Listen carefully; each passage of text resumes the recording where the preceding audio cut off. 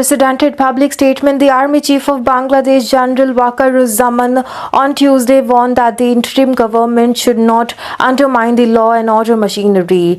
Addressing a gathering on mostly military officials where he spoke on the National Martyrdom Day, General Zaman said Bangladesh will fall apart if the authority of the armed forces, police, and other law enforcement agencies are undermined.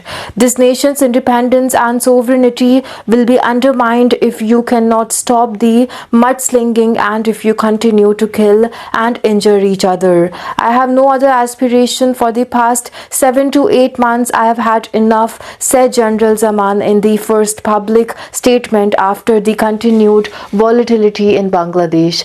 General Zaman was in charge of the government for a few days after Sheikh Hasina fled, leaving the affairs of the state. He, however, made way for the interim government led by the Nobel Peace Prize Dr. winner, that was Muhammad Yunus.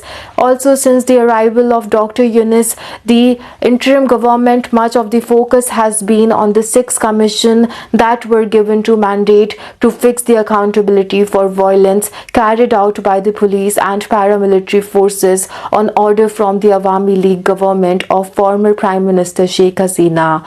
These commissions, backed by the advisor in the government, have often targeted the police and other law and order machineries in the country, attacking the legitimacy from which these agencies earlier used to derive their power.